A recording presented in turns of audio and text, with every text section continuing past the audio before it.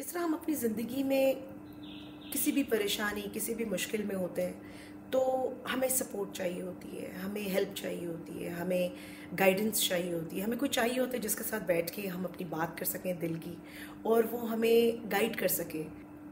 जब एक बच्चा डायग्नोज्ड होता है ऑटिज़म स्पेक्ट्रम डिसऑर्डर पे, उसके पेरेंट्स जिस स्ट्रेस, एंग्जाइटी, डिप्रेशन, कन्फ्यूजन और मसाइल के से गुज़रते हैं, उसमें जो उनका स्ट्रेस लेवल होता है वो बहुत ज़्यादा होता है। और जब वो इस फेज़ से गुज़र रहे होते हैं तो अनफॉर्चुनेटली जब वो अगर फैमिली से अपनी डिस्कस करना चाहें, सीख करना चाहें गाइडेंस, हेल्प, तो उन लोगों के पास भी इनफ नॉलेज नहीं होता, इनफ इंफॉर्मेशन नहीं होती कि वो उनको हेल्प आउट कर सकें। पेरेंट्स के लिए बहुत चैलेंजेस होते हैं। एक तरफ बच्चों के बिहेवियर को ऑब्जर्व करना, उनकी डेली रूटीन को मैनेज करना, अपने फाइनेंशियल स्ट्रेसेस, इंफॉर्मेशन गैदर करना कि इनको किस तरह से हेल्प की जा सके, और at the same time family को एजुकेट करना। ये सब चीज़ें उनके लिए फर्दर स्ट्रेस का बायस बनती हैं, उनके लिए ज़्यादा परेशानी का बायस बनती हैं। आज हमारा टॉपिक बेसिकली है supporting families of ASD children.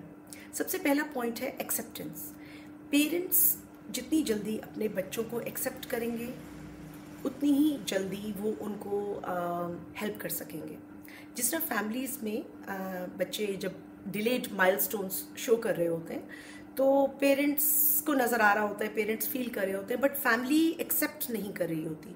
Normally mother's जिस तरह मुझसे कांटेक्ट भी करती हैं तो मदर्स को चीज़ फील हो रही है, हस्बैंड एक्सेप्ट नहीं कर रहा, रिलेटिव्स एक्सेप्ट नहीं कर रहे, और वो सब ये इन्फोर्स कर रहे हैं कि नहीं, कुछ अरसे के बाद बेहतर हो जाएगा, मज़ीद साल देख लेते हैं। और इस चीज़ को समझना ज़रूरी है कि टाइम वेस्ट हो रहा है। So being a family member, being a relative, you should support in a way कि आप इनकरेज करें मदर को सपोर्ट करें कि नहीं, आप ज़रूर इसको दिखाओ, कोई ऐसी बात नहीं है।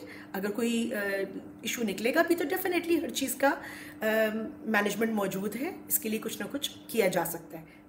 नंबर 2 पॉइंट बहुत हर्टफुल होता है मदर्स के लिए जब बच्चे एक तरफ डिलेड माइलस्टोन्स दिखा रहे होते हैं, बोल नहीं रहा बच्चा, बाकी चीज़ें कर रहा, और दूसरी तरफ पेरेंट्स का, रिलेटिव्स का, फैमिलीज़ का इस तरह से कहना कि ये तो तुम्हारी पेरेंटिंग की मसला होगा। इस कदर मुझे मदर्स के इस बात के ऊपर क्वेरीज आई हैं कि क्या ये मेरी पेरेंटिंग का मसला है, मेरे ही बच्चे को ऐसा क्यों हो गया। देखिए, ये किसी पेरेंटिंग का इशू नहीं है, ना ये स्क्रीन टाइम की वजह से है। इस चीज़ को समझने की कोशिश करें। ऑटिज़म स्क्रीन टाइम की वजह से नहीं आ रहा, ऑटिज़म किसी पेरेंटिंग की वजह से नहीं आ रहा। इसका अभी तक डायग्नोज्ड रीज़न हम अभी कुछ भी नहीं दे सकते हैं, ना कहीं पर अवेलेबल है। जो स्क्रीन टाइम की वजह से बच्चे ऑटिज़म के स्पेक्ट्रम शो करना शुरू हो रहे हैं, that is something else, that is virtual autism. उसको, और वो भी आपको स्टडीज़ में नहीं मिलेगा, which is on the internet only. उसमें बेसिकली ये होता है कि बच्चे चूंकि बहुत ज़्यादा स्क्रीन टाइम देख रहे होते हैं, उसकी वजह से वो ऐसे सिम्टम्स, ऐसी चीज़ें दिखाना, बिहेवियर दिखाना शुरू हो जाते हैं कि जो कि ASD बच्चों के साथ हम लोग नॉर्मली रिलेट करते हैं। और जब उनका स्क्रीन टाइम कम किया जाता है तो उनके सिम्टम्स मिनिमाइज हो जाते हैं, बेहतर हो जाते हैं। बट ये कहना कि जो ऑटिस्टिक बच्चा है वो स्क्रीन टाइम की वजह से ऑटिस्टिक है, नो, ये एक फॉल्स स्टेटमेंट है। इससे मदर हर्ट होती है बहुत ज़्यादा, और वो अपने आप को ब्लेम करना शुरू हो जाती है कि मैंने स्क्रीन टाइम दिया, और वो जब ब्लेम करने में वो एक डिप्रेशन में जा रही है। और अगर माँ ही हेल्दी नहीं है, माँ डिप्रेशन में, वो बच्चे को हेल्प नहीं कर सकती है। समटाइम्स इग्नोरेंस में लोगों को एग्जैक्ट वर्ड्स पता नहीं होते कि किस तरह से बोलना है, तो रिलेटिव्स इस तरह से बच्चों को बोल देंगे कि ये तो नॉर्मल है, नॉर्मल हो जाएगा, ये तो चीज़ें नॉर्मल बच्चे भी करते हैं, कोई ऐसी बात नहीं, ये भी नॉर्मल हो जाएगा। ये जो नॉर्मल का वर्ड है ना, ये पेरेंट के लिए बहुत हर्टफुल होता है। सो याद रखें, ये बच्चे न्यूरो डाइवर्स हैं और दूसरों को हम न्यूरोटिपिकल बच्चे कहते हैं। तो अगर आपने एड्रेस भी करना है किसी बात को लेके, उन बच्चों के साथ रिलेट करना है, तो यू कैन डिस्कस कि हाँ, न्यूरोटिपिकल बच्चे अगर इस तरह करते हैं तो कोई ऐसी बात नहीं है, न्यूरो डाइवर्स है आपका बच्चा, he will definitely show different symptoms और डिफरेंट इसका बिहेवियर होगा, कोई ऐसी बात नहीं, हमें उसके बिहेवियर को समझने की ज़रूरत है। इस तरह के अल्फाज पेरेंट को बहुत स्ट्रेंथ देते हैं, बहुत कॉमन एक और स्टेटमेंट सुनने में आती है जिस तरह ये तो अल्लाह ताला की आजमाइश है। हम सबके लिए दुनिया में ज़िंदगी में बहुत सी आजमाइशें हैं।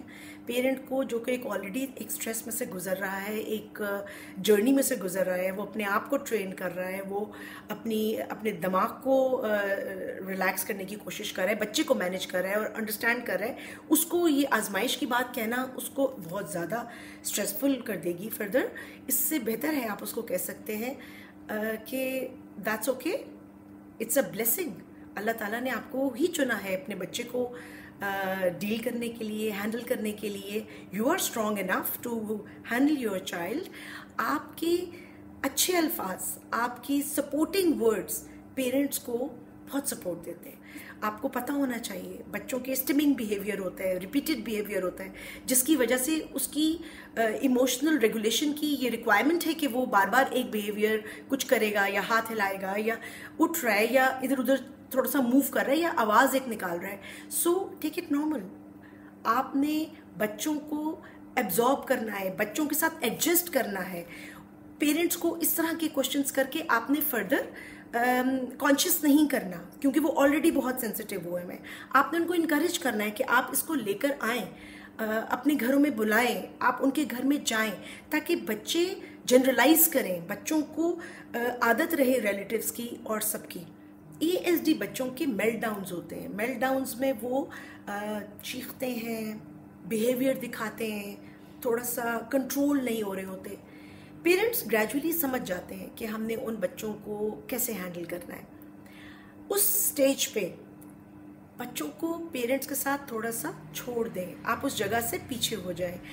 आप you can ask parent and need any help. अगर वो आपसे कोई हेल्प डिमांड करें तो आप ज़रूर दें, अदरवाइज आप खड़े होके स्टेयर मत करें, उनको कॉन्शियस मत करें। अगर वो शॉपिंग मॉल में एक बच्चा अगर मेल्ट डाउन अपना दिखा रहा है तो आप वहाँ पे खड़े मत हों, आप मूव कर जाएं, उस जगह से आप चले जाएं।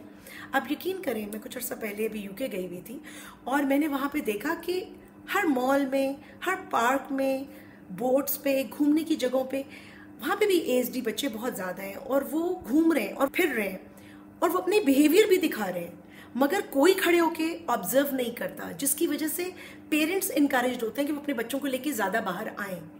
पेरेंट्स के लिए सपोर्ट बहुत ज़रूरी है, family support, different support groups बहुत इम्पॉर्टेंट हैं। उनके लिए बहुत ज़रूरी है कि वो अपनी परेशानी को बोलें, अपना कैथारसिस करें, अपने टेंशन को रिलीज़ करें। उनको अच्छे फ्रेंड्स चाहिए, उनको अच्छी फैमिली मेम्बर्स चाहिए। सो पेरेंट्स को मेरी ये एडवाइस है कि आप ज़रूर अपने फ्रेंड्स, अपनी फैमिली को एजुकेट करें, उनको वीडियोस शेयर करें, ताकि उनको भी पता हो कि वो किस तरह से आपको सपोर्ट प्रोवाइड कर सकते हैं। और आपको डिफरेंट ऑनलाइन सपोर्ट ग्रुप्स को भी ज्वाइन करना चाहिए।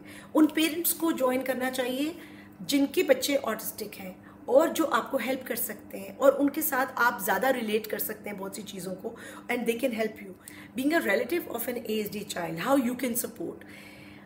आप याद रखें, आपका पेरेंट को हर दूसरे दिन एक कॉल कर लेना, उससे हाल चाल पूछ लेना, वो किस स्ट्रेस से गुजर रहा है, वो क्या टेंशन में है, वो आपसे खुल के बात कर सके, ये एक सपोर्ट है।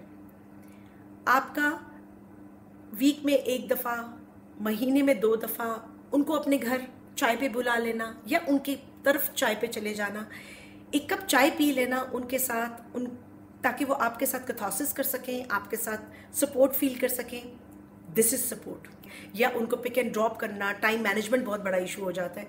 So if you can support in this area, like आप बच्चे को पिक एंड ड्रॉप किसी थेरेपी सेंटर पे दे देना, आपने पिक कर लिया उस बच्चे को वहाँ से, इस तरह की ऑफ़र कर देना हेल्प, ये सपोर्ट है।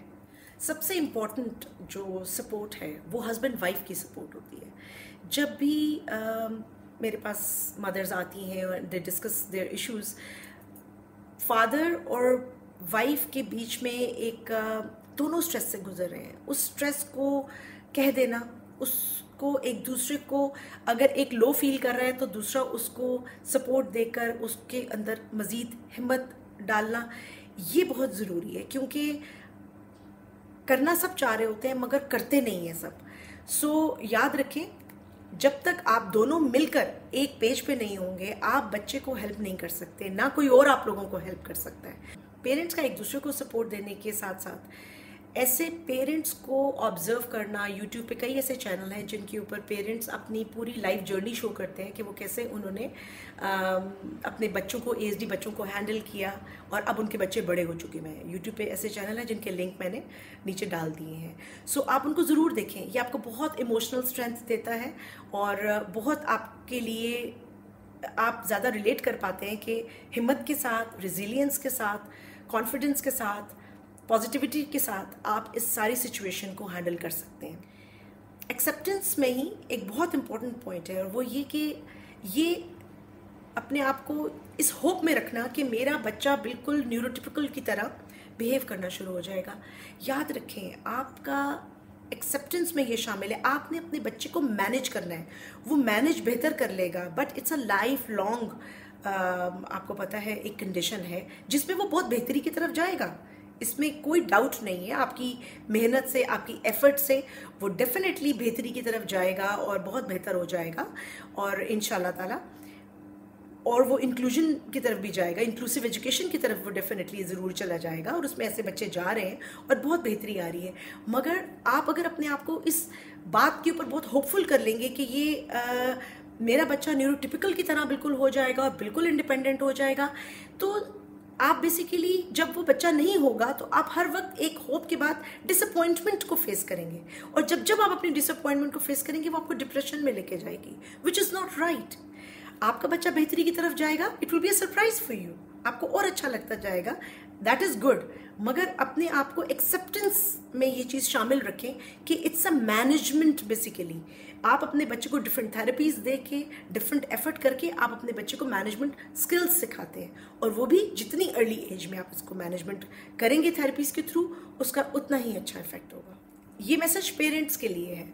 पेरेंट्स का अपने आप को स्ट्रॉन्ग रखना और अपनी वेलबींग, अपना मेंटली वेलबींग होना बहुत ज़रूरी है। अपने लिए वॉक का टाइम निकालना, इन बच्चों के लिए भी वॉक बहुत ज़रूरी है, आप डेली वॉक निकालें, आपके लिए भी ज़रूरी है।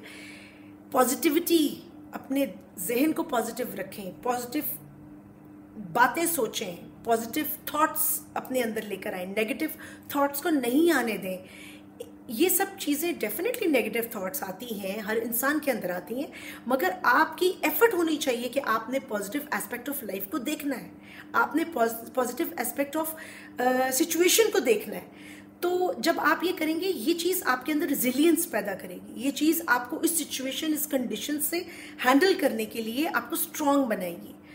लोगों की परवाह करना, लोगों के लिए कॉन्शियस होना, लोगों की बातों को दिल पे ले लेना, नो, इससे बेहतर है कि लोगों को एजुकेट करें, स्ट्रांगली एजुकेट करें, अपनी पर्सनालिटी को इतना स्ट्रांग बनाएं कि वो आपके साथ मिलकर खड़े हों और आपके साथ मिलके बच्चों को एंजॉय करें।